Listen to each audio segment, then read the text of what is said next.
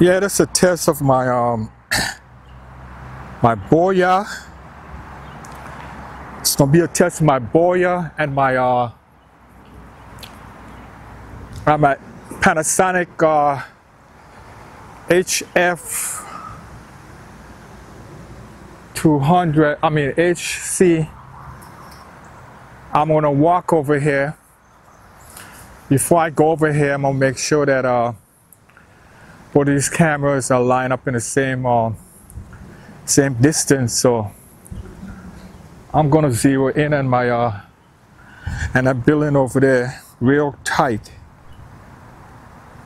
Okay, right there. And this one's supposed to be the same, real tight. And this is a test of these two mics and the camera. One is a camcorder, and one is a camcorder, and the other one is it's a mirrorless camera. So I'm actually out here, especially my camcorder. I'm at zoom, and I'm trying to capture the distance of this here. Plus, I'm trying to walk into the camera from this distance to see how well I'm picked up, and see if I can hear me with both my boya and my Cinco.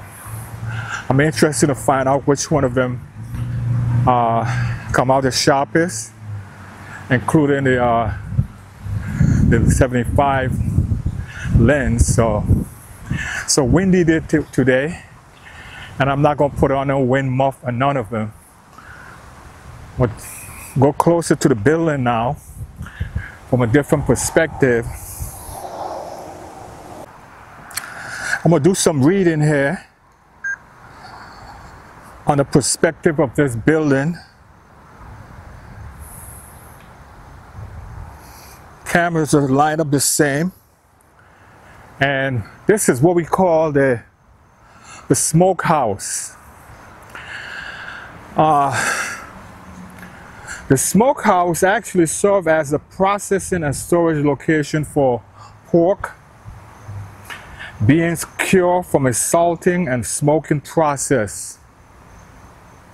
The Marble family smokehouse was built about the same time as the main house in 1840, making it one of the oldest surviving smokehouse in Georgia. It is a frame building with a pitched roof and no window slate in the upper portion of the front back wall, providing only ventilation. The original floor was dirt with a fire pit in the center. Inside the smokehouse, you can see large beam where the meat hung while smoking, as well as hand-cut nail and smoke blackened boards. In the fall of 60 to 60 hogs were killed, and the meat was preserved for just later in the winter it was sold. Butcher's meat hung for months while a smoldering fire preserved the meat by drying it out. Cured meat was a valuable commodity, and the smokehouse would have been secure against theft and animal damage. This is a picture inside a smokehouse I'm depicting here in my video. I'm going to turn my camera to the main house here where Mr. Robert Mapleton lived.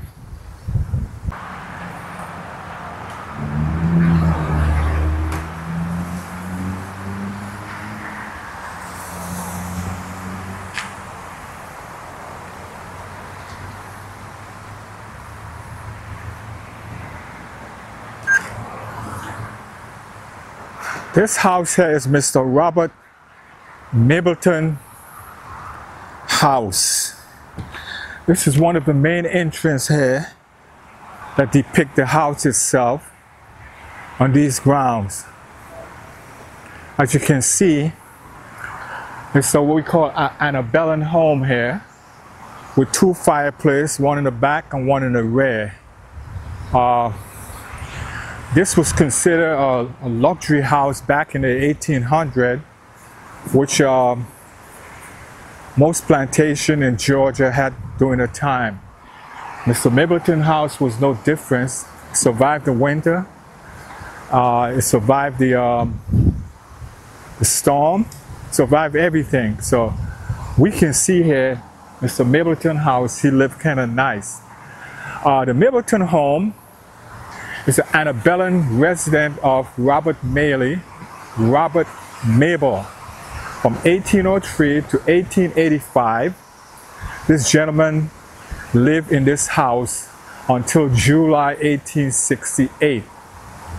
Major General F.P. Blair, 17th American Cavalry of McFadden Army of the Tennessee, having marched from Kennesaw Mountain via Santown Road, reached Moses' house near Floyd Station 1 mile north, 2 p.m. Grisham 4th Division, which is 17th American Cavalry, moved with a 15th Cavalry troop to point south of the Mitchell House below Mableton to threaten river crossing at the left rear of Johnson-Smyrna line, which is a Confederate.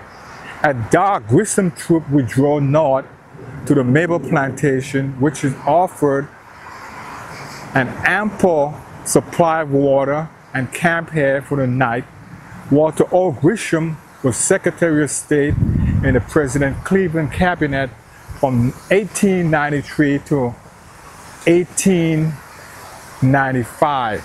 So the Secretary of State was here in this house here in Mableton.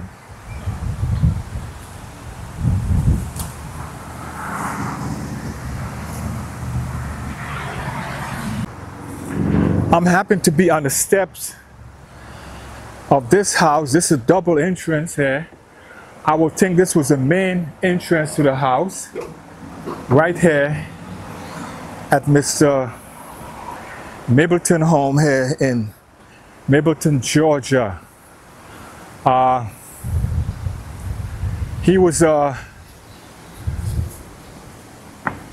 man who lived good and a man who had lots of acreage and who had free labor. He lived in this house here until he died, and at the end of the Civil War between the United States, the state, and the Union. Mr. Mableton would profit off of all those free labor he had and live a fat life. His body is over there in a cemetery, private cemetery, and I'm not sure all the people who serve him, I'm not sure where they're buried, but this is his plantation home here in Georgia.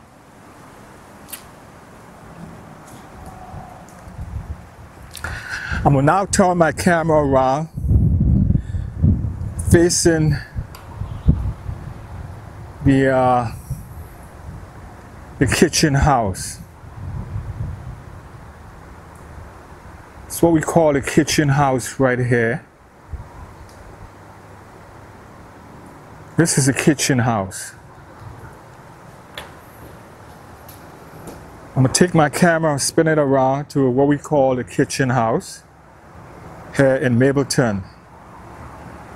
This is a kitchen house right here.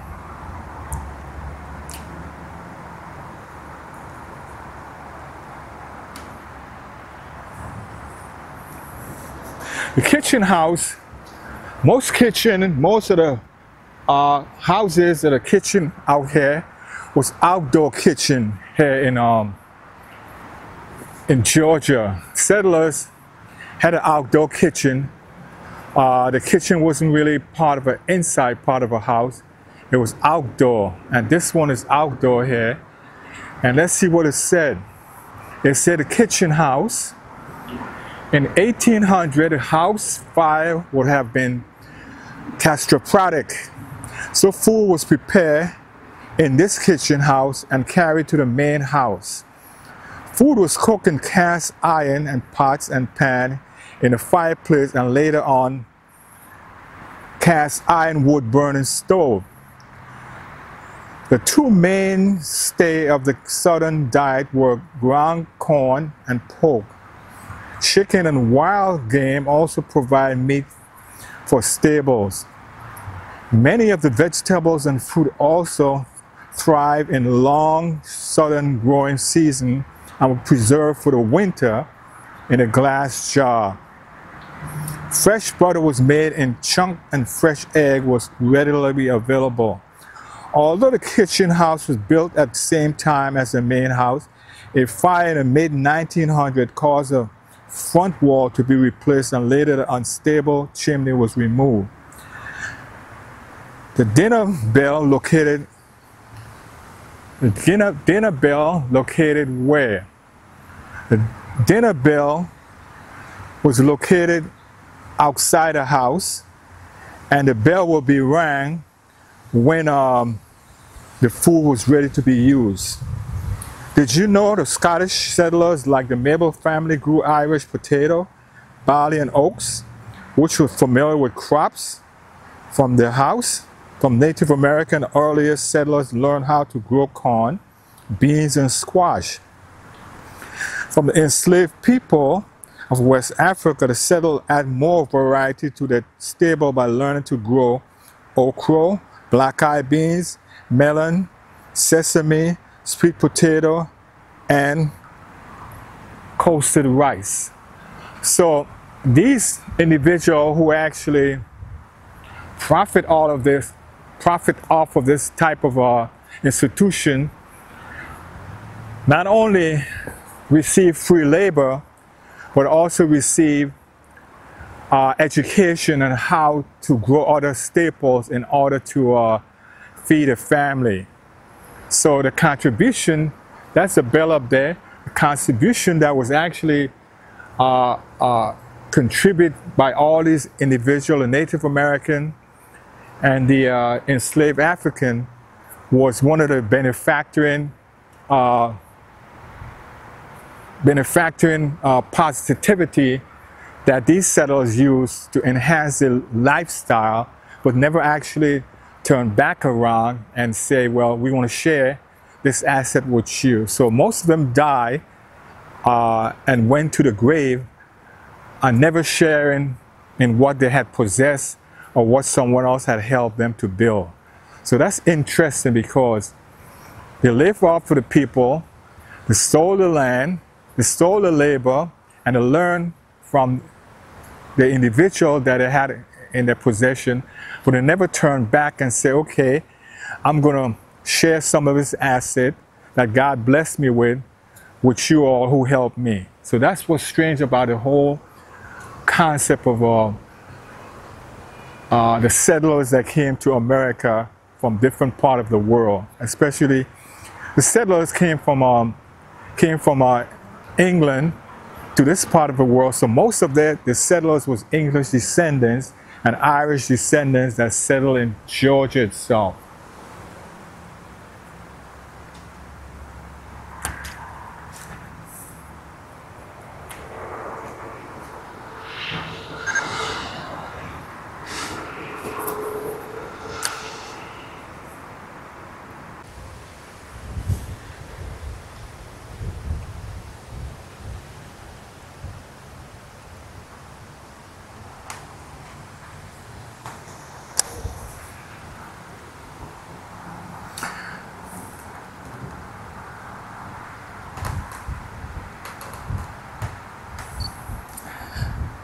Okay.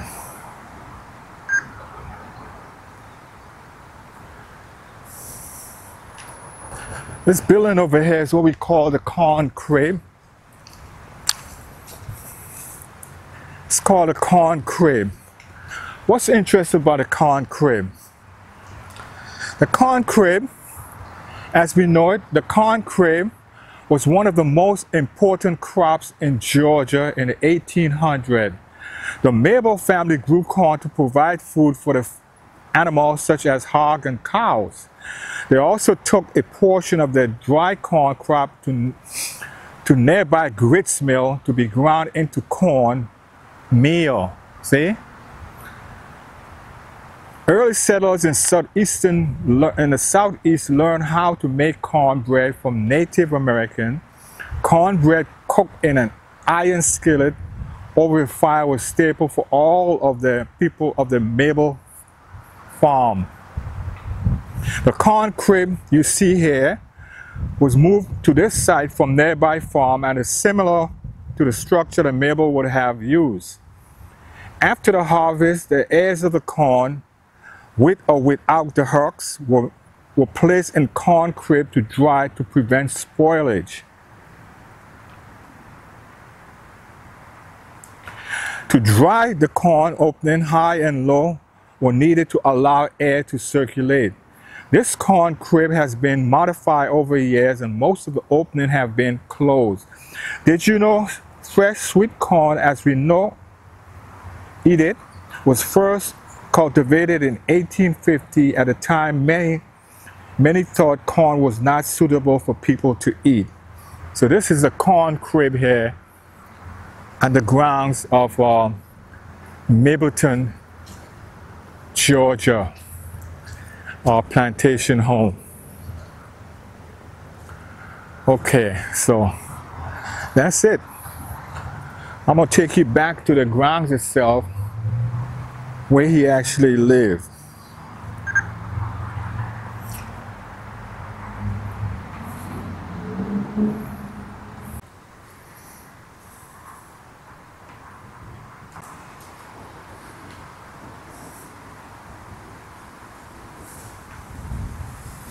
This one is called the blacksmith shop. It's called the blacksmith shop right here. So we got a blacksmith shop.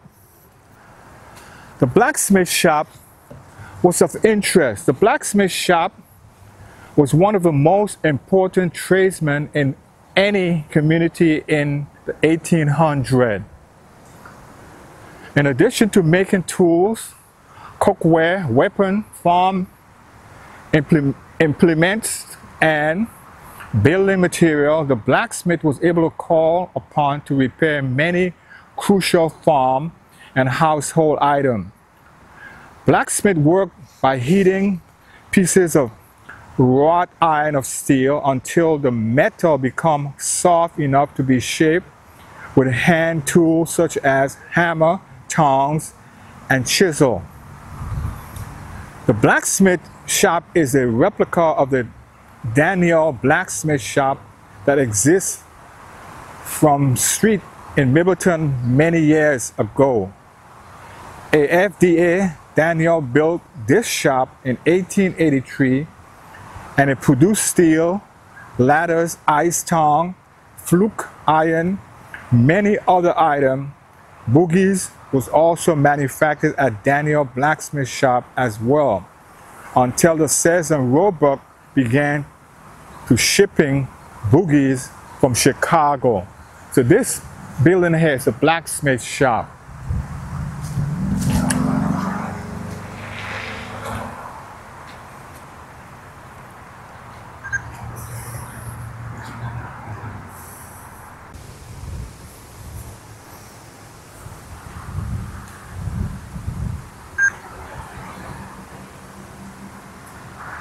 This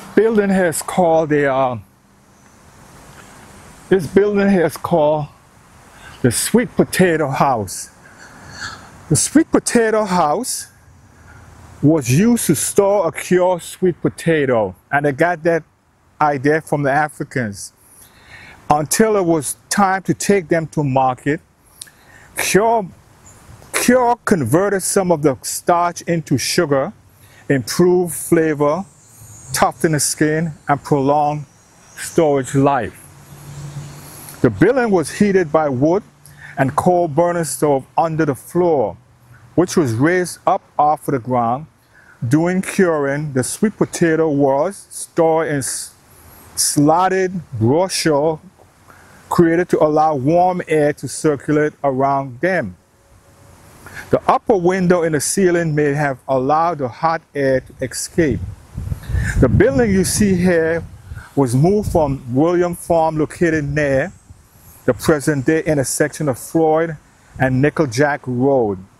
This sweet potato house was reported to be a communal storage building so the Mabel family may have shared spaces here with neighboring farms. According to 1850 and 1860 agriculture census, Robert Maley grew between 60 and 100 bushels of sweet potato each year. Robert Mabel, from the 1860 Georgia agriculture census, Robert Maley acreage of improved land was 230 acreage of unprovised land. Cash value of farmland was $3,840. Value of farm implement and machine was $400. Value of livestock was about $1,000. So this is a sweet potato farm right here in at the Mabel House here in Georgia. It's interesting because all of this here was part of the production of this man's possession.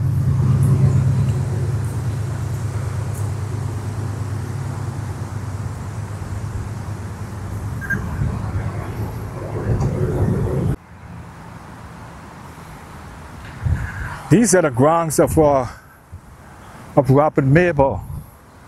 Mableton. These are his ground right here. This is his kitchen. I guess he used to walk through here and have a grand old time coming to get his prepared meal because they didn't cook. The enslaved Africans used to do all the cooking, and they just come to the table and eat and go to bed or say the prayers and socialize with each other and say, okay, I'm a great man. Again, that's how they live. I hate to say it, but that's how they live in this America. We just have so much privilege, you know, have everything catered to them and live a happy life.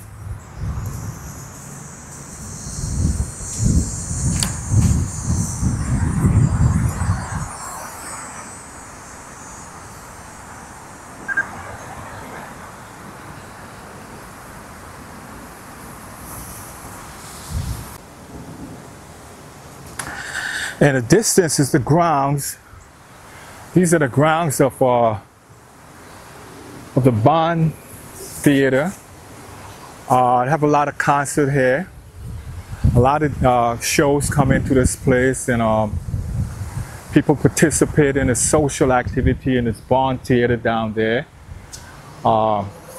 Great grounds, great place to come and be part of and see exactly how the old blend with the new. So I'm on the grounds of the Robert Mabel Plantation, which is historical here in Georgia, in a little city called Mableton, Georgia. It's fascinating to know that you can come out and still in some way look at the trees, and some of them may have been the same trees that was here back in 1800. I don't think no storm came and destroyed them, but I'm gonna give a wide shot of the whole entire estate from that angle over there.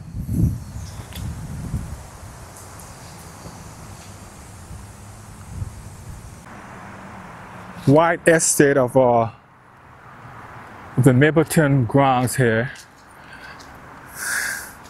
This is what the estate looks like, the ground itself, right out here in Mableton. I'm gonna just walk over here and walk back, and it's a picnic area. You can come here and sit down and have some food or do whatever you want to do. Someone may have been here The trees are still huge. They still are here on these grounds. Over 100 years, hundreds of years old, they're still here. And still here for us to see and be part of this history. So it was good to come back and see what history was like in a certain period in America. So this was actually the history of Georgia and its privileged few that occupies plantation in Georgia. Today it's overcast, and you can see what actually transpired here, because what we have is a lot of our cars that pass through this. Back then it was like the troops marching down here, or boogies, horse buggies coming down these roads. They call them Indian Trail, and they convert them into their own road here in Georgia.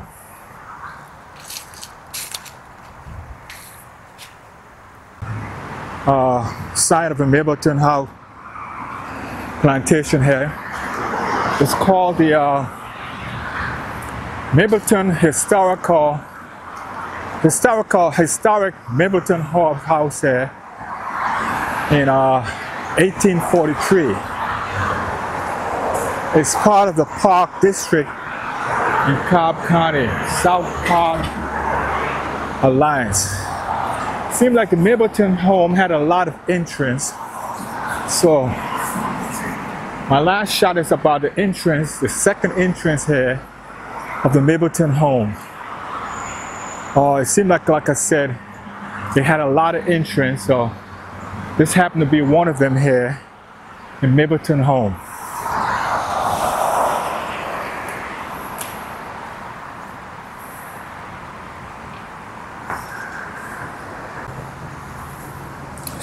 Yeah, it seemed like the Mableton home had a lot of entrance. This happened to be the eastern entrance with its grand staircase, moving up to the house right here. I'm going to try to interpret over here what the house was about as soon as I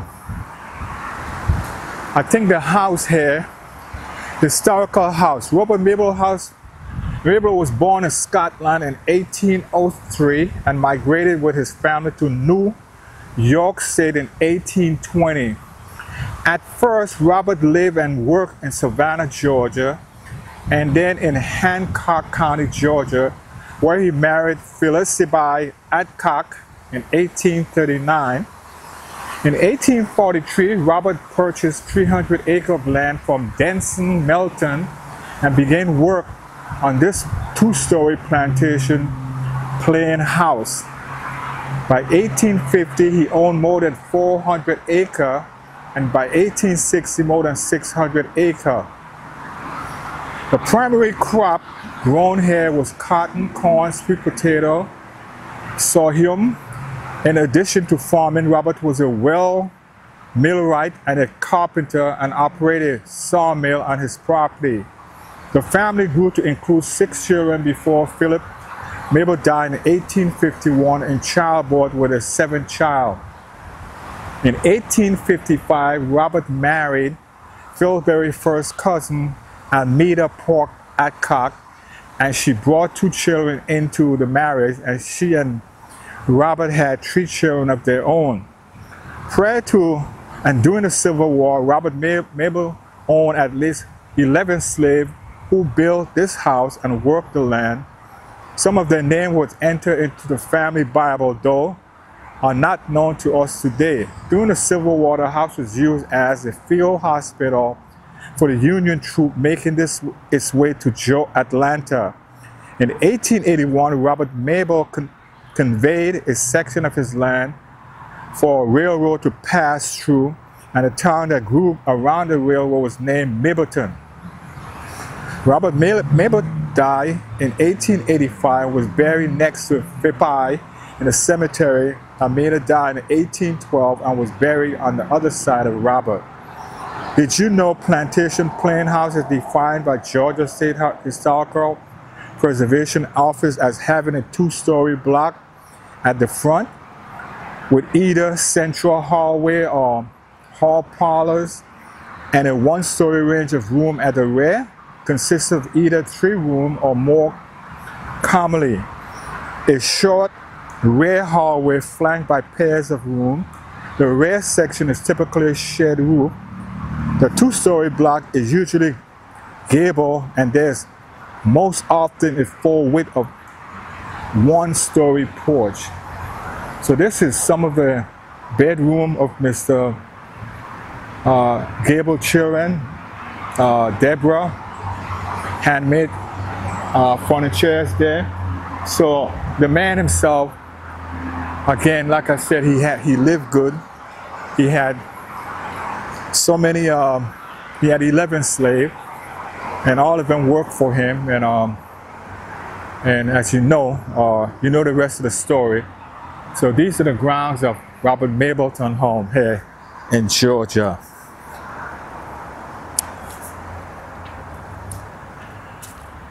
I'm gonna spin my camera around to this side here, and I'm gonna pick up the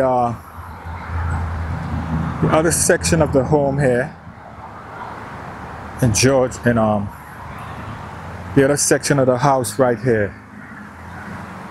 So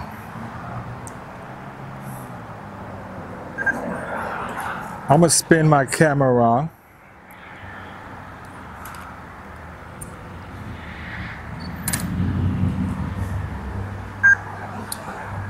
And I'm gonna pick up the other section of the house right here from this area. I'm not sure what this thing here over here, I'm gonna find out what it is. I'm gonna find out what this thing is. It's called a well. Okay. Below the concrete is a Mapleton family original well. The well was hand dug as well most wells at the time. Some were deepened later by mechanical drilling. Electric pump was added in the 20th century.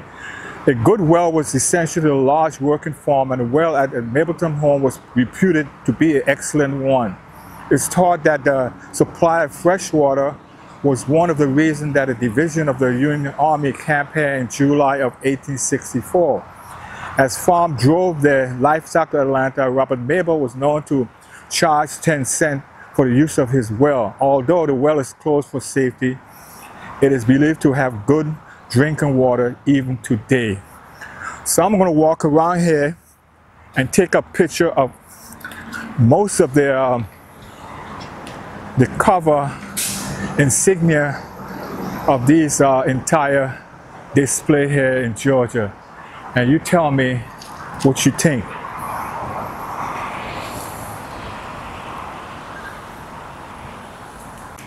That's the ground of Mapleton.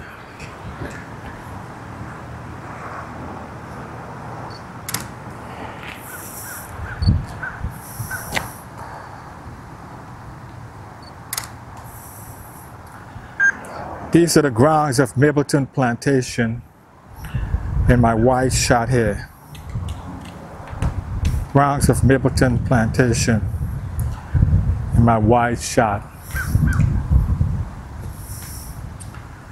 Mapleton Plantation right here in Georgia. The grounds.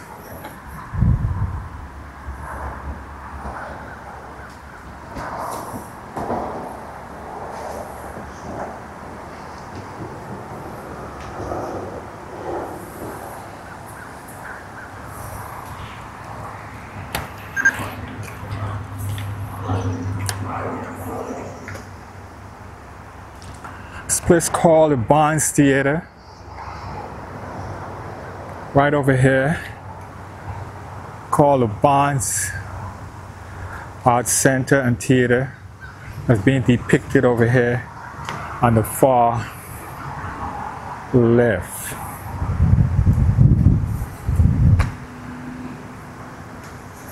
The Barnes Theater.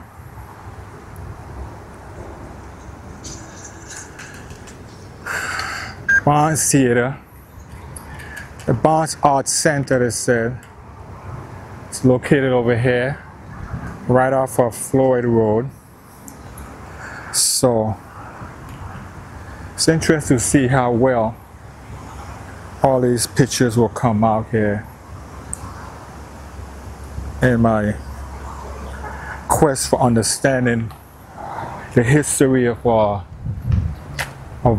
the history of the Mapleton grounds.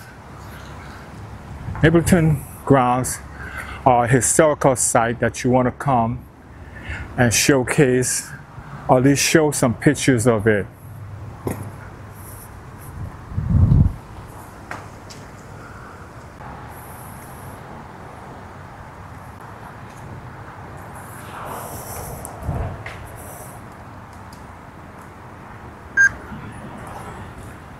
Right here,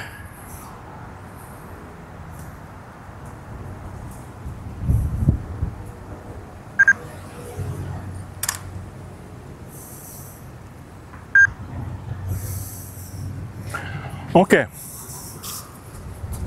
I'm right here at a house. What we call not a house, but the plaque or marquee of the Mapleton Plantation here. And it's a nice cool day today. So I had a great opportunity to come out here and test my Boya mic and my what's the other one? Whatever. Boya mic. My wireless mic, to see how well they perform out here in this environment. So let's see what I came up with. My battery is getting ready to die on my HC VX 9100 camera.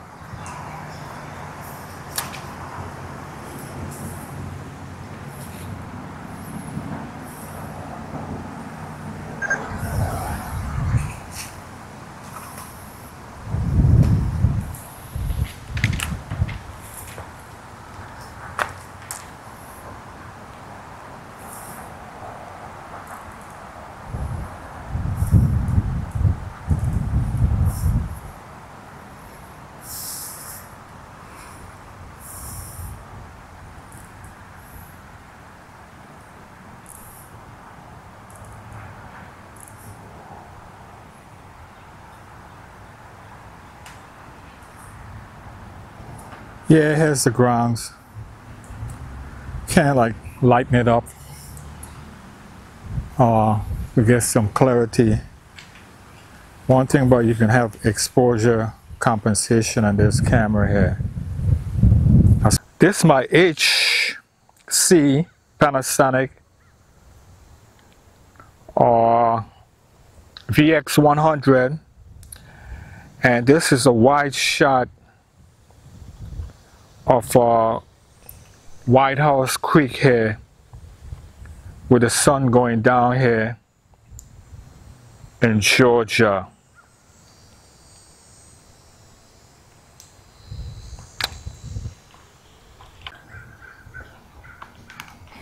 This is a wide shot here of me out here using my Boya and Synchro mic. I'm walking through this huge tree that cover these grounds, and most of the time you have ducks out here, but today there's some walking up there, and I'm gonna walk up underneath this tree here, see if I can actually record myself by this pond here. But I'm about I'd say about 200 feet away from my camera, maybe, yeah, about 200 feet.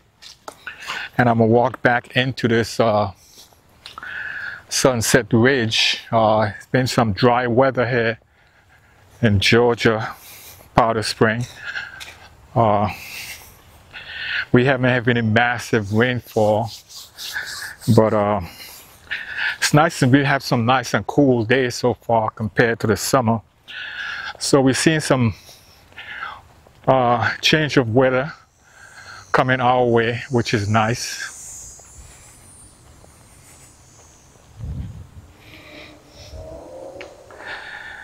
There's ground here.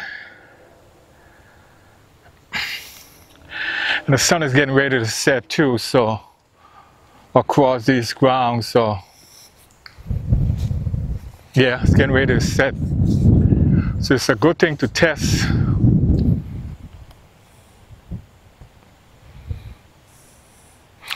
Yeah, the sun is getting ready to set. This lens is 1.8 to 3.6, I think, f-stop. So that's a wide enough lens, but you have you can make up for the compensation by changing the compensation on this thing. This is a test shot of my favorite tree here. I always like to come down here and at least hang out on this tree here. It has a nice wide base. Seems like it's happy because for centuries it's been drinking the water from this pond, and that's what makes it grow big. So testing it out and being part of it is always interesting because I like it. I just love surrounding. Ducks love it too, so it's a beautiful scenery here.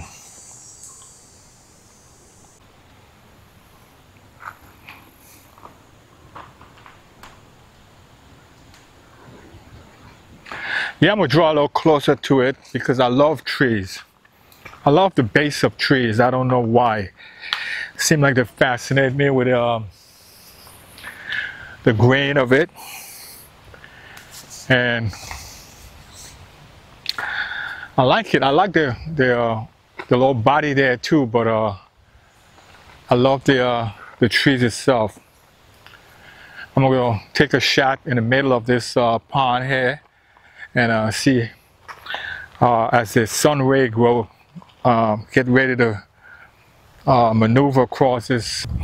Yeah, I'm shooting my Ultra HD here along this little pond here called White House Creek. As you can see, normally there's a water level, but it's been dry, so the water need to be replenished. But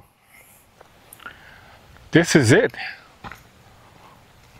Nice, beautiful sun getting ready to go down across this beautiful pond, and the ducks here thinking I have something to feed them with, but I don't have nothing.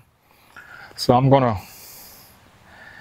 take my camera, shoot it around here, and see the ducks as they come in here along this lake. I mean pond, hoping that I have some to feed them, but I don't have nothing to feed them. So I'm just showcasing what the whole area look like here. One thing I like about this camera, it shows you when it's level and when it's not level automatically. So sun is actually against my back, and I'm testing out the lens. I mean, the sun is against my back right here at this particular area, and I'm gonna walk around it peaceful and calm. And then, because this is Wild Horse Park. This is Wild Horse Park here in Powder Springs, Georgia. It's someplace that I do a lot of photo shooting because I like it because it has nice manicure grounds, and people tend to come in here and skateboard. Some people skateboard even though they got a skateboard park to skateboard. It's a nice peninsula right here. It's a nice peninsula right here that most of the time I think birds, I don't know who make those marks, but it's an indication of the depth or the water level here in this particular pond.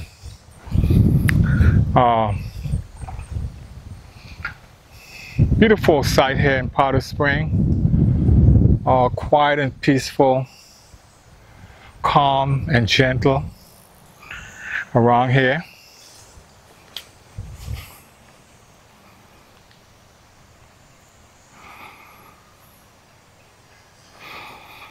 Yeah, Powder Spring, peaceful landmark.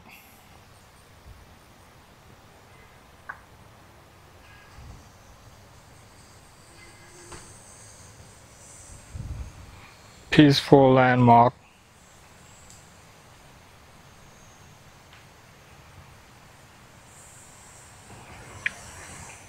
Yeah, I love this because it tells you when you're level or when you're not level.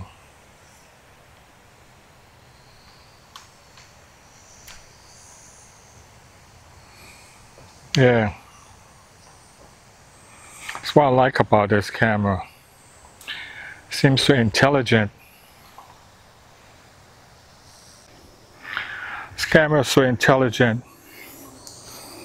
Tells you everything you want to know about your shot. Yeah, it's intelligent. I'm going out here by the ducks. I don't know what they're eating, but they need some more water here to fill up this place. Oh, it's wet.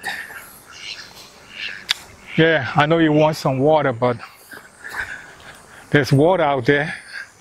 You want some food, but I don't have none to give you, so I'm gonna come close and take your picture. That's all I'm gonna do. Come close and take your picture. So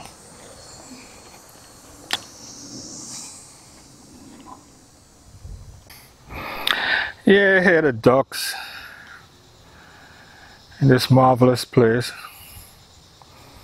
called Powder Spring Wild Horse Park.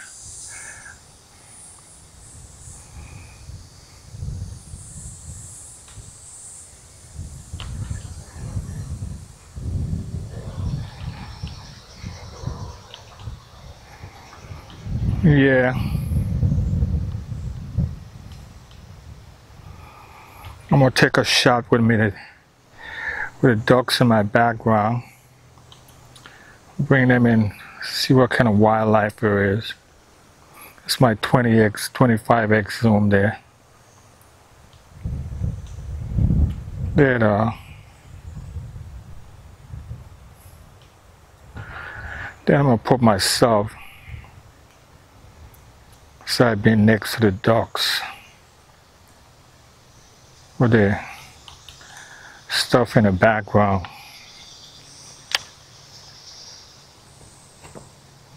Yeah, that's what I'm gonna do. Hey, ducky. Hey, ducky. Okay. Beep, beep. Come on. Can you hear them? They are African geese, or African ducks that flew all the way from Africa, and they came over here to be with us here in Wild Creek Park here in Powder Spring, Georgia. I'm waiting for the sun to go down and get those rays across the trees, which I like to see in my shot.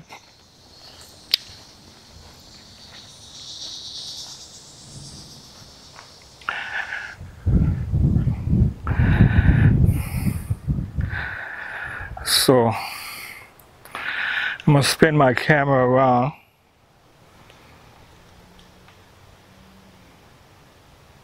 See if I can get the whole entire peninsula of this particular area here in Powder Spring.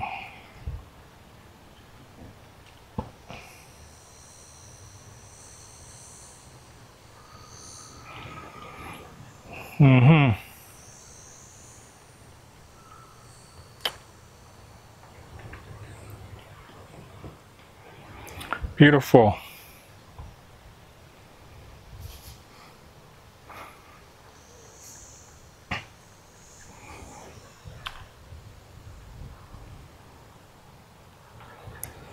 Yeah.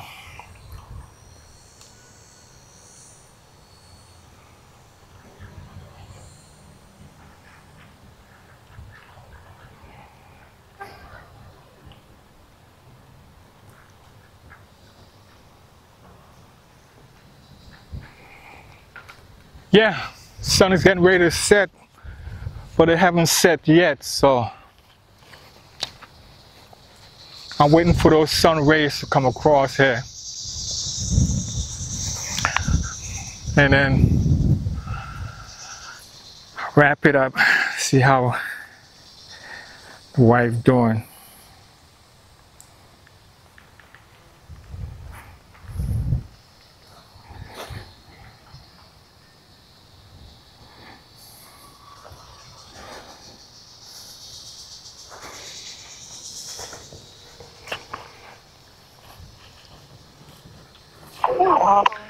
Hey, just checking on you. Where you at? I'm over here by Wild Horse Creek. Hello? By Wild Horse Creek. Wild Horse Creek? You by the pond? Yeah. All right. So I'm just checking on you. Okay. Bye-bye. Bye.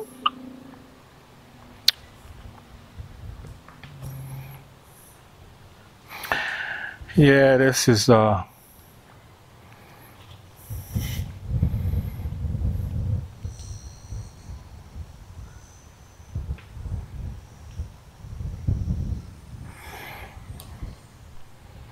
wide shot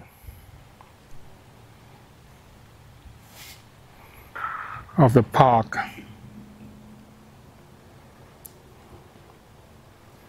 It's going to be interesting to see how this shot comes out of this entire compound here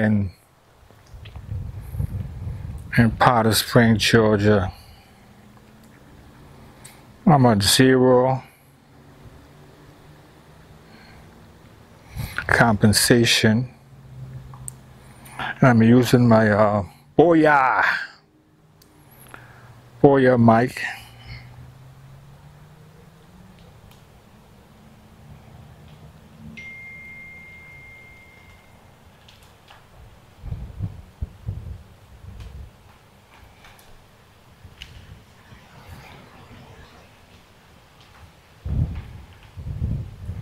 It's getting ready to rain, so this is going to be my final shot of this beautiful place here called White House Park.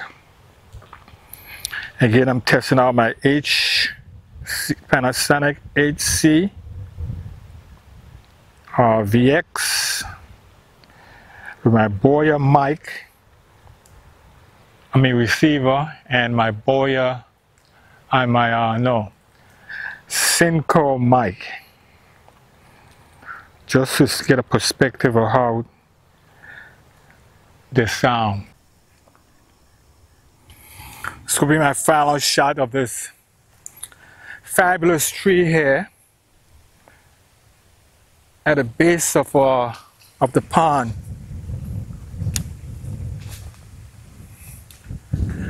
Fabulous tree at the base of the pond, and going back to see how everything sound, how everything look. But it's going to be my final shot of the day. of this beautiful place called White Horse Creek here. I'm gonna take off my hat a little bit, my brow sweating a little bit, but I'm gonna just see how the exposure comes out on this particular site. Yeah, good day today ahead. Good day of this beautiful site. Beautiful site. Beautiful site. At least it looks sharp to me. It looks pretty. Nice landscape. Let's see what a picture look like.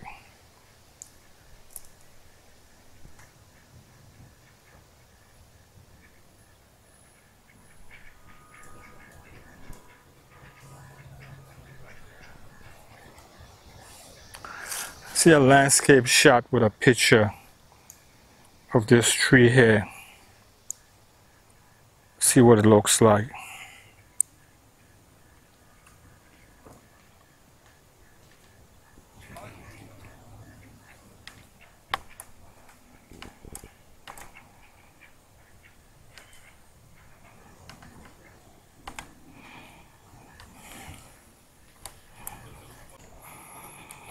Yeah, walking across this terrain, seems like the rain is getting ready to come, but in spite of that, I'll walk right down the middle of this walkway here and wait for the sun to set here over this beautiful low pond so I can collectively catch some of the rays. But it seems like the sun itself is the clouds is taking over the sun, so the sun ain't be able to protrude the rays out to give me the sunset look I'm looking for today. So I'm just have to accept what I shot and go and review it and see how well this, all the hype of this HCVX 981 Panasonic camera comes out. It's a lot of hype. So I decided I want me a 4K camcorder. So the trees here has a beautiful color to it. It'd be interesting to see how well those colors come out in this shot. Yeah, it'll be interesting to see how well these colors come out. Seems like they turn red. Once the winter comes, it seems like they turn red. So I'm wearing a red shirt today. So I'm gonna see what I could look like up against the tree itself here. The cluster of the tree right there. So I'm gonna bring myself in right there next to that tree. See how well the color rendered. I'm gonna see how well the color rendered with my red shirt here against this tree here. See? They turn red when it's getting ready in the fall. I don't know if it's if the tree itself is you know, one of those trees sometimes they got like manganitos, so I don't want to but anyway, this is what a tree look like, red. The branches, see? It's red. So this is a sign of the fall. Red leaf. And then eventually become brown.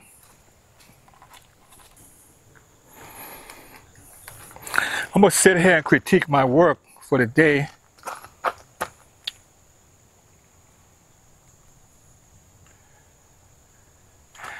I'm gonna critique my work for the day.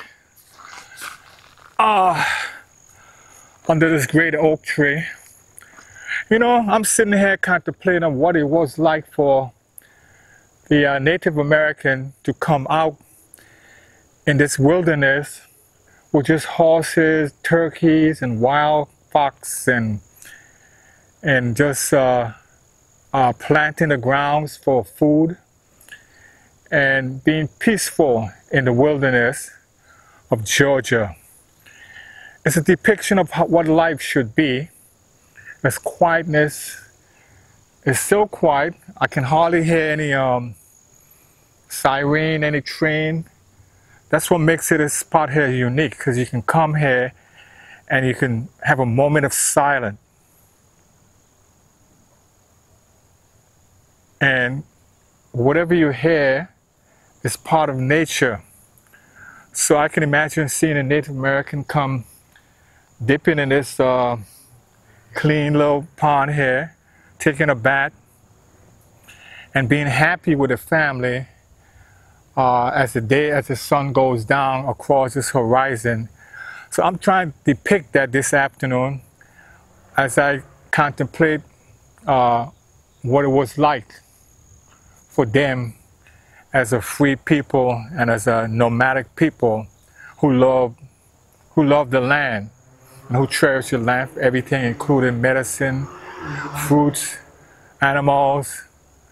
They were sort of like steward of the land, not to destroy it, but to maintain it. And what's fascinating today is some of the remnant of those trees are still around, even though most of the lakes are polluted.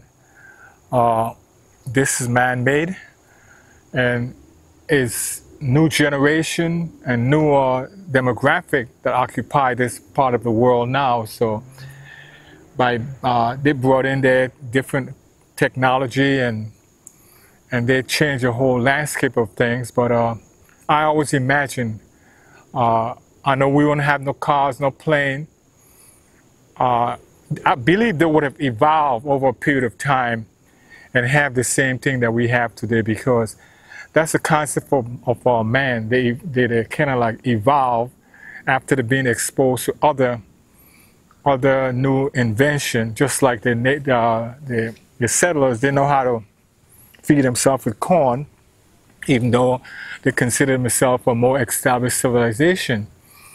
The Native American had to show them how to eat corn, to make cornbread, and then the African who came here showed them how to grow potato, how to grow rice, and how to cultivate a lot of things so they can make life easier for them, so they can have a bountiful harvest, and they don't have to worry about when the wintertime come, because like David or Joseph, all this grains is now stored up for in case of famine. But the unique thing about this place here, it has 4 seasons, and we're now going into the fall. We had a heated summer, 95 degrees. So, Georgia has that aspects of life, and so that's what makes it interesting, because you have the change of climate that's become bearable. We have snow here, but not the kind that are actually last over days and days, but it gets down to the 20s minus, and it's a lot of people happy to see that come, because they like the 4 seasons. So the Native American also had and an African who was working hard in the field as enslaved people also, I would say, welcome the winter, because then that hot sun that was blazing there from 6 o'clock, from sunrise to sunset, they out in that field working, and with no rest. So we have evolved and came a long way. Thank God for all that change that you made possible.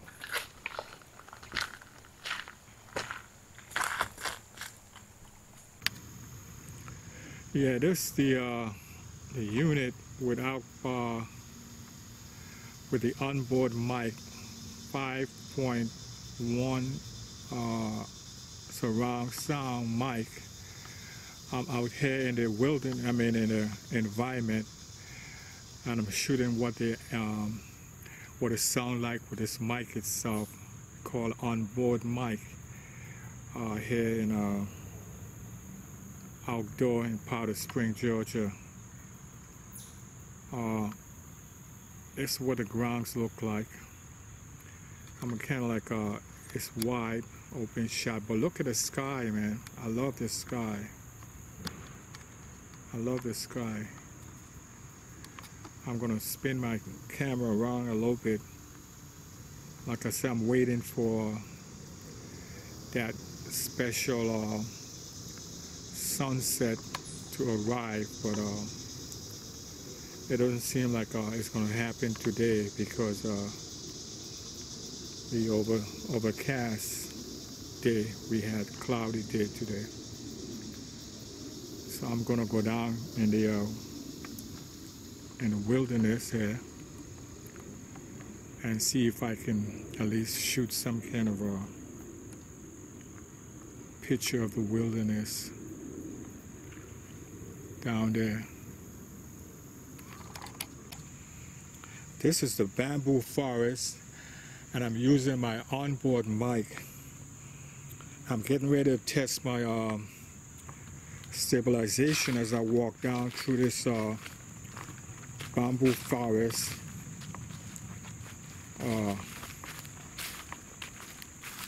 On my onboard mic. Oh, it's kind of dark, getting ready for the sun go down, but I'm testing my onboard mic and my stabilization. I'm going deep down into the woods where I'm running into a spider web, but it's part of a territory in which you want to be anyway, because it's a nature forest down here in the bamboo forest. So bamboo, and I'm gonna switch back to my lapel mic and get an idea of me down here in the woods. Yeah.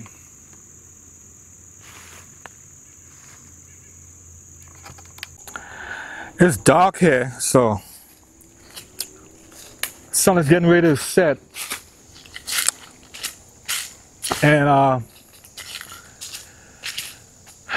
I think most bamboo plants you found them in Asia, but there's some here in Georgia. So I like to come out and capture what's here in the environment, and this happened to be this environment that has bamboo plant here in these woods. But I'm interested to see what kind of exposure the camera going to perform. There's no sunlight, it's just sun getting ready to go down. So, and I find myself in the woods here in Georgia.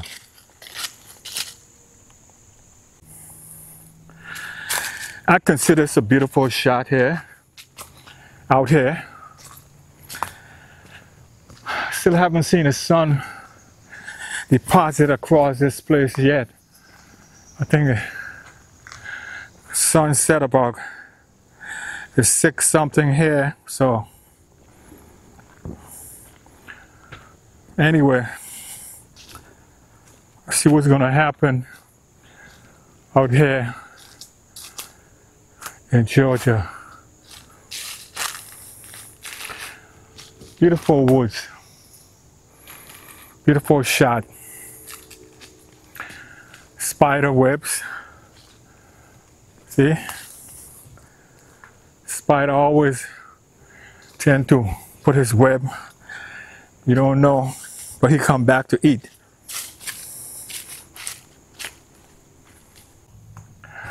Look at that shot.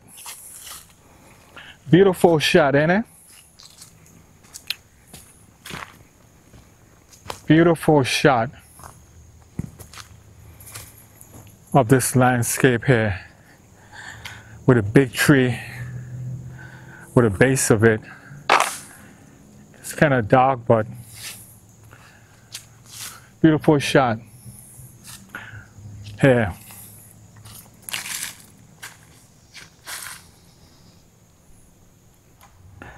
I love this shot.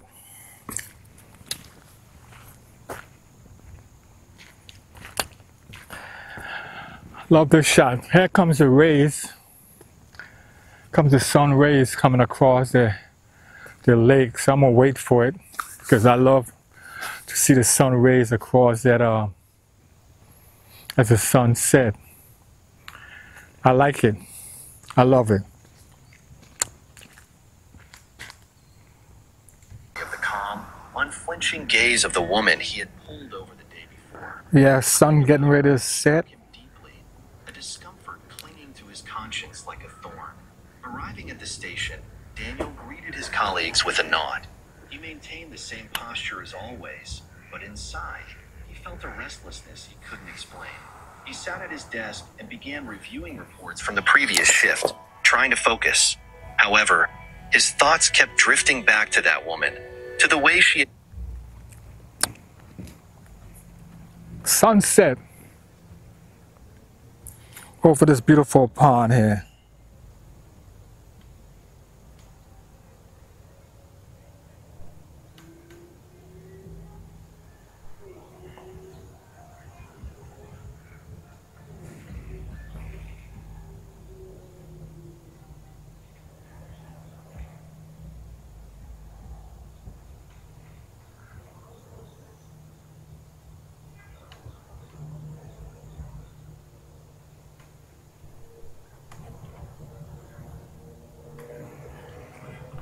Sun getting ready to protrude down in the west.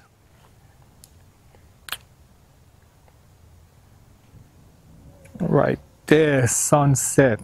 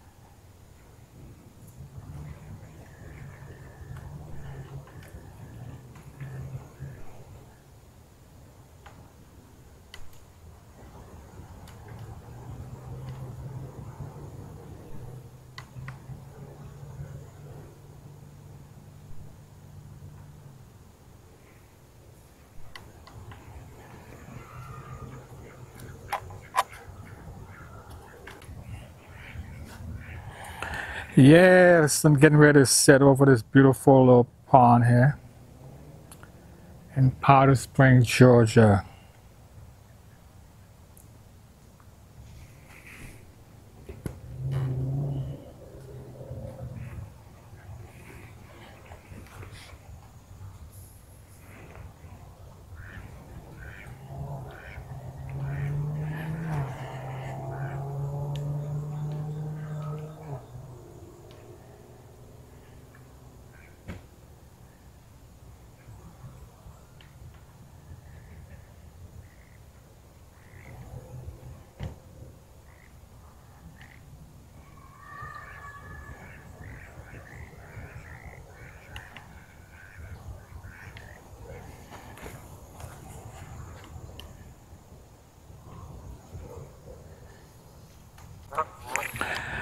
Yes, sunset over Wild Horse Creek here in Georgia.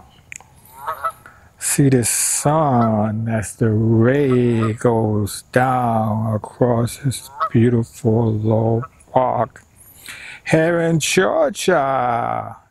I'm gonna put myself in this beautiful little shot of this beautiful sunset over Georgia. Here we go.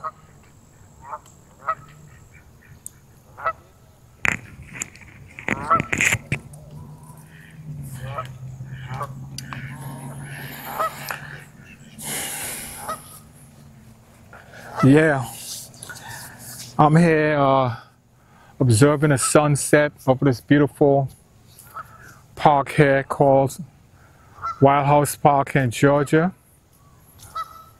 I came out here because I want to observe the sunset today, and I'm also keeping my eyes on my car in the distance there. So I'm here in Georgia, White House Park in Georgia. Like I said, I love the sunset. I love to see how the sun manifests itself with a ray. Rays of the sun reflecting on this body of water here. And the ducks are actually happy to know that they're part of this environment. So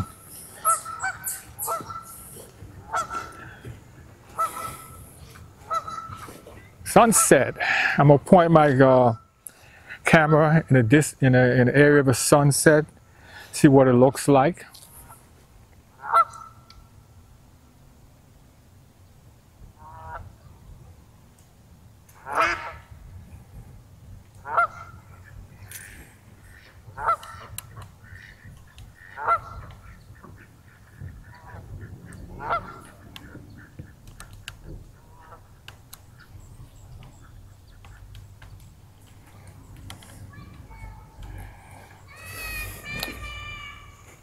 Yeah. I also gotta be careful of the waste from these ducks too. So anyway,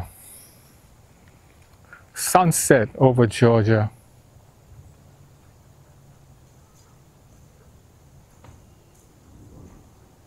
I think I'm gonna move up by my car here a little bit.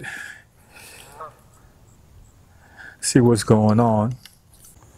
Oh, this beautiful place turned into another day has ended and another one begun here over Wild Horse Park in Georgia.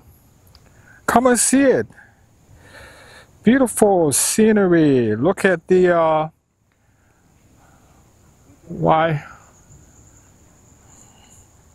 Seven Spring Park as the sun rays radiate over it. Yeah, I love that. I love that. I love that shot. Beautiful sunset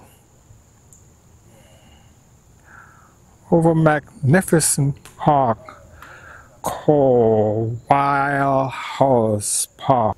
Look at it. Sun has gone down. A new day has, an old day has ended, and a new day began over this beautiful landscape called White House Park. The birds are getting ready to go to sleep. Humans are out and running around. And I'm out here actually shooting this fabulous sunset over Georgia, White House Park. I enjoy it today as the sun goes down across this beautiful pond magnificent rays of the sun radiating in the sky over Georgia.